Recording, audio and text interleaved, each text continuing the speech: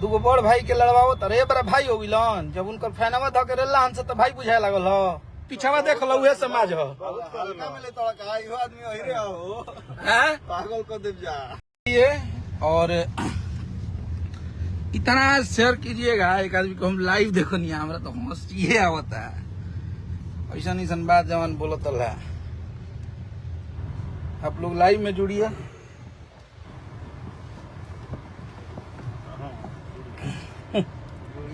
भाई start share करी जाए लाइव के अभी एक आदमी के लाइव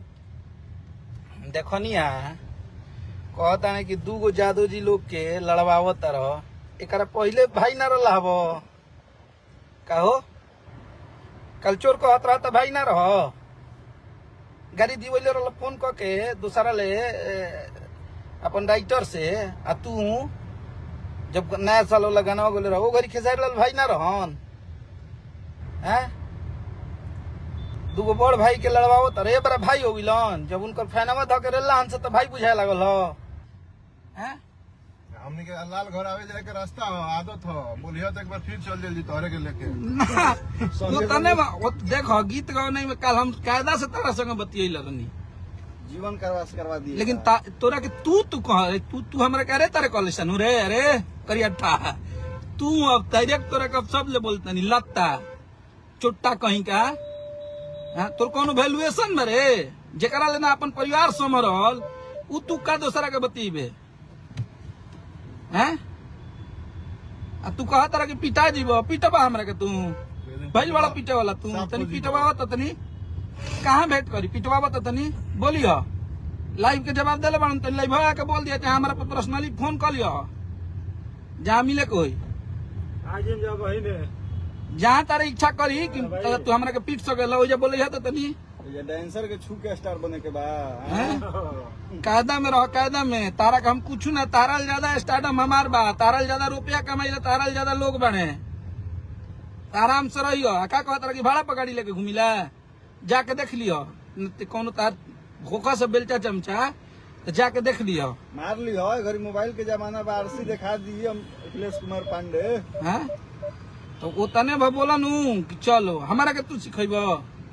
हैं आई अभी से नहीं हम खेसारी लाल जादू संगे जब ले हमार कैरियर चालू भइल नु तबे ले हम बानी आ जिन जना बोलले बने ओकरा संगे लड़ल बनी तो तू का हबो बड़का बड़का भूप लोग हम कुछ बुझबे ना कहीं तो तू का हबो 3 में माना 13 में ना तू 3 में बड़ा ना 13 में बड़ा हमरा के पीटे के तू देखा देनी गाना तो पपरा गइल चोर चोर कहत रहला वो घरी भैया नहीं याद इलान जब गाना चोरा के गावत रहो घरी खेसारी भैया नहीं याद आवत ओ दिन जतिया नहीं याद आवत रहे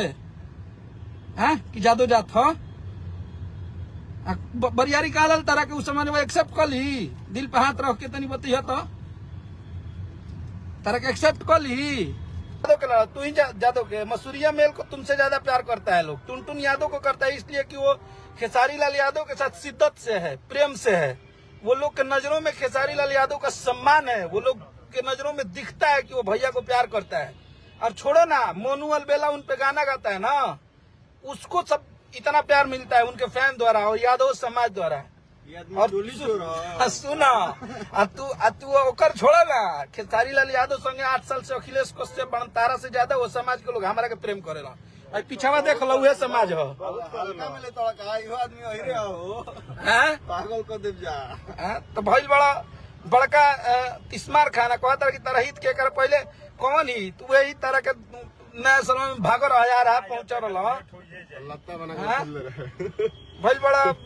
तू तार हित हो गिलन जब फटेला तब चिन्हाए लगल हितई न तई भैया भौजी सब हैं तू ही कहता पहले वो लोग भाई है हितई बाद में जोड़ी हो भाई से कहल जी जोड़ुआ हितई हैं मत रखो जय दो रोहन से रहो कहा तार पिताजी बो पिटबो बात कहत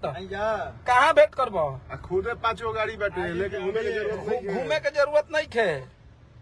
तू मांग के मुंबई से मांग के तू चला हमनी के चले के जरूरत नहीं है तू मांग के मर्सिडीज ऑडी दिखावा दूसरा के जोन बात कहाँ भी लल की ऑडिया ये जोन हो सब न गर्दनिया में के चाइना कूल का हो गइल इनका फॉर्च्यूनर के नामों सेव कर लिया लोग एकरा नाम पे भी है मत पा तारा पड़ा कह तारा दोसर पीटे घूमे के, के ओकरे जाय छोड़ दिन तारा। जाय दिन तारा ताकत हो या जाय दिन तारा लागी कि पीट देबो वो दिन मिल लियो आ जहां माने दुनिया के दिखावे के बा हमारा ऑफिस दुनिया देखले नहीं खे ओजे नु रहिला आके पीट दो अरे गूगल पे बा यार लिख मैप पर डाल दियो आ डाल के आके पीट दियो ओजे बानी तारा जुटावे के परी हम खुदे 20 लोग संग हमेशा रहिला कबार दिन जाऊ जावे गल्ला से पड़ा में चल जीवा तारा मन चाह करी ओजा भेंट कर लियो यादव सपोर्ट यादव समझदार आज तारा आज तक खेसारी लाल यादव संग कहा नहीं खड़े को जन्मदिन डाल दिले कि दूगो यादव में लड़ावा होता नहीं एगो जन्मदिन तो नहीं खटल ले आज तक उनका एनिवर्सरी का नहीं खटल ले आज तक एगो फोटो नहीं डाले हो तुम खेसारी लाल यादव का और तुम बोल रहे हो दूगो यादव में तू ही यादव भइल बड़ो तारा के यादव समाज मनबो करेला का तारा ले बाद में हित चुकी तारा ले 3 साल ले लड़का गावत अनु है टुनटुन यादव जा देख लियो मिला लिया अपन एगो बहन को तारा ले 10 गुना ज्यादा ओकरा के लोग माने ले देख लिया व्यूजो देख लियो और मसूरिया मिल जादो एगो गावेला उन लोग ना हम लोग को सम्मान करता है उन लोग की आंखों में दिखता है कि वो खेसारी लाल यादव के प्रेम करते हैं यहाँ और खेसारी लाल यादव को फैन उन लोगों को मानते हैं तो बस इसलिए कि खेसारी लाल यादव को बड़ा भाई मानता है आज तक भैया कल बड़ा कबो खेसारी भैया के कबो भैया कल बड़ो है भाई बड़ा बड़का दादा ए बार हित याद आवे लगला हम जता है कि हमारे हित संग 4 गो चलत रहो एकरा पहले हम ना चलत रहनी है का जब आई रहा है जब मैचवा में जब डर जात न रहो कि भाई कैसे जाई तब 5 गो गाड़ी लेके गए नीलिया के संग तारा के नंद कुमार बाबा के डरे ना हेलत रहो आ तू भाई बड़ बड़ करेंगे बाज तारा के ताहरा बारे में हम ना जानो